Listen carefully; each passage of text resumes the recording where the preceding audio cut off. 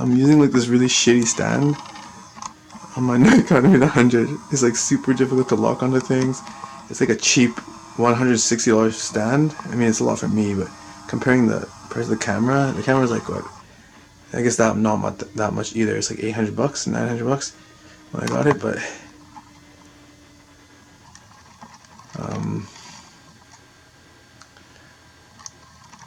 you shouldn't have a cheap stand with your camera. Okay, just think of all the ways that you could say this, why it looks like this. Okay, that the light is actually traveling through space, and when it hits our atmosphere, it some effect makes it look like this, and it's illusion. Or let's see, they're gonna say, yeah, when it's traveling through the atmosphere and it splits up into like a rainbow, and that's why we see this fake illusion of how it looks like. Shit, I lost it. Or they could say,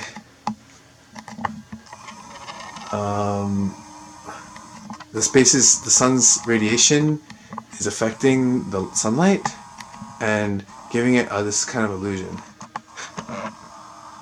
Or they could say, our eyes, it's something actually happening in our eyes, and because of how our eyes are made, and there's some kind of like,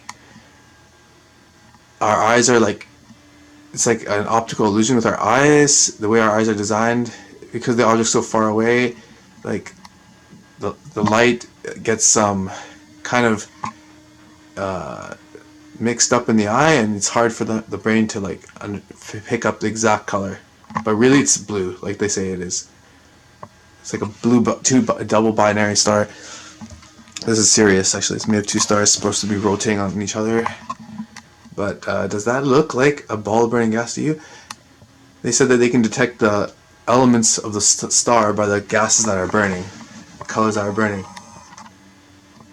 and also the heat.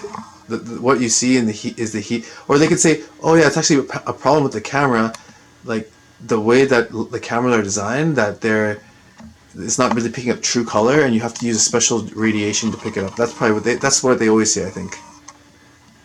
Or they could say, gravity is like bending the light and splitting it into different, like into a different appearance.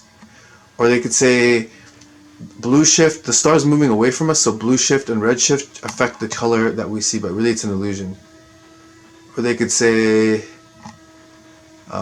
anything. They could just make up anything. Science, it makes things made up, like made upable. I mean, how do you say that in a more intelligent way? Science gives the ability for scientists to just make up anything, because they have so much nonsense that they've designed, so like so that they literally make up stories with mathematics. Theories. They're called theories. Or they could say, they could say, oh, I think I said that already.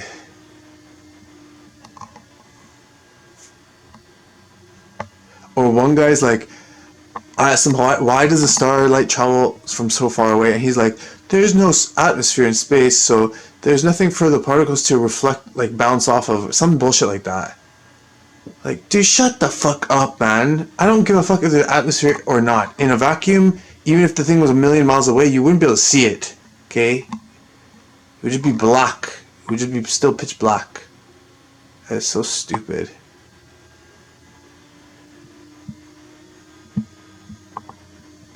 It would be just too far for our eyes to detect, because our eyes wouldn't be, nothing we design, nothing we have in our eyes would be able to detect that far away. But people actually buy into this nonsense. And you know what? Even though this thing's not getting its true like appearance, the colors that are burning, that's how it is. That's what it is. It's not burning anything. It's like electromagnetic in nature, and these colors are its true colors.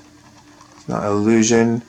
If I could go and zoom in further, its shape would be even more strange and foreign, and it would be physical, the same. It's gonna have the same shape all the time you see it. It's not like something that's sporadic and burning and changing. you can see that it has some kind of specific design to it. You could call it a UFO. It is a UFO, but you could call it a spaceship or like an intelligent being or a machine or being or electromagnetic something, but it's not something like a burning ball of gas. Look at that. If I could just steady this fucking camera just for like one more round here. Oh, it's so difficult. Please come into my view.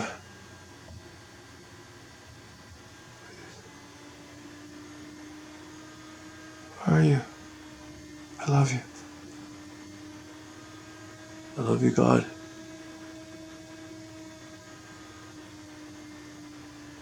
Look at its shape. What is that in the center? Almost looks like two snakes meeting each other.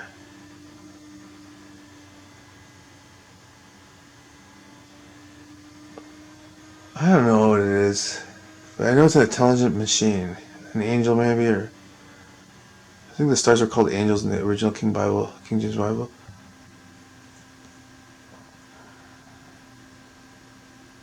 Definitely it's not gonna be snakes though. Just like, look, you can see it's like a square shape, kind of like a... I've been filming the star for years. And I know what time of the year it's coming closer to my house. And it's always when it's in retrograde, perfect retrograde. And it appears to be going towards me on its circuit. So I can get it on its closest path towards me. And, I mean... definitely, this thing's not light years away. How can I lock onto it? And every star is different. This is my favorite star that I've found so far. And I'm telling you, I'm getting better and better at filming it. If I could just have better equipment, I would definitely show you guys the real nature of this thing. Just unbelievable the things people say, that these things are in space and nonsense.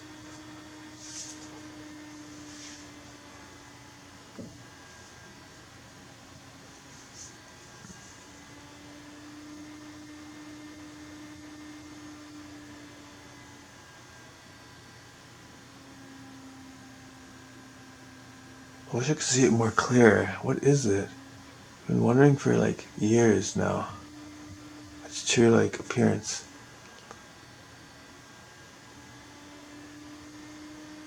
In the end, we can see we'll be able to see everything. God will probably allow us to see a lot of beautiful things He made, up close and personal. Can't wait.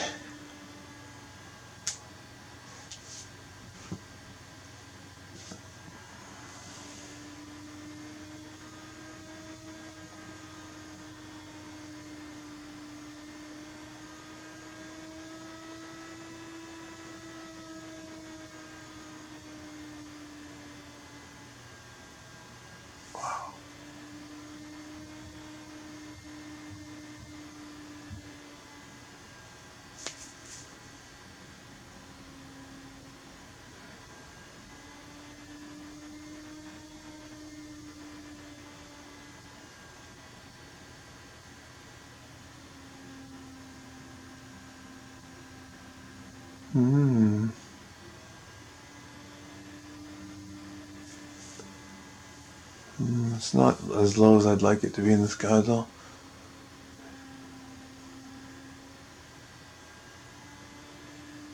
It's getting away from me now.